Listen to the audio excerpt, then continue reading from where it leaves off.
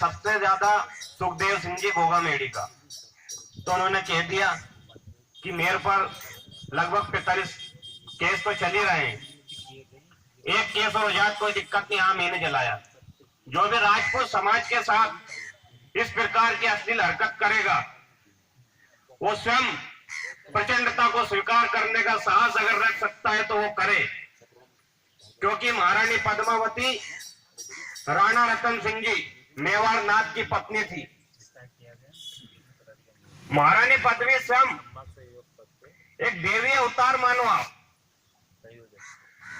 उनके पिताजी ने घोषणा की थी, जो मेरे पुत्र पद्म सिंह को जो हराएगा वही पद्मावती से स्वयंवर विवाह करेगा।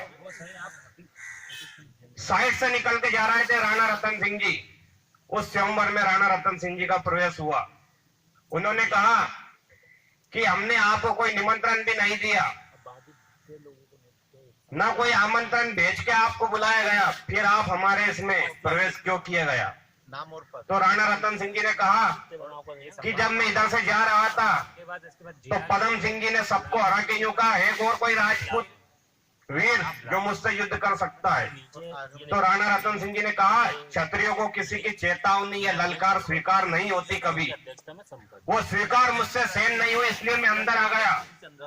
मुझे इसके स्वयंवर से भी कोई मतलब नहीं, लेकिन मैं क्षत्रिय हूँ, युद्ध तो मैं करूंगा, चेतावनी को स्वीकार करूंगा। उनका युद्ध हुआ, उनने पद्म सिंह जी को हराया। जैसे तलवार उनकी पगड़ी में गिरी और उनके बाल खुले तो स्वयं रानी पद्मावती निकली। तो उन्होंने कहा, पद्मिनी आप? उनने की नहीं, आज से पद्मावती, राणा रतन सिंह जी की पद्मावती, मैं आपकी पत्नी बनती हूँ। तो रानी पद्मावती जब मेवाड़ नाथ के साथ आई, जब युद्ध हुआ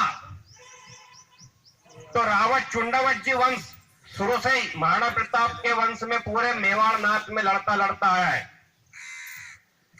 उन सबने उसमें अलाउद्दीन खिलजी को इस चीज का एहसास कराया।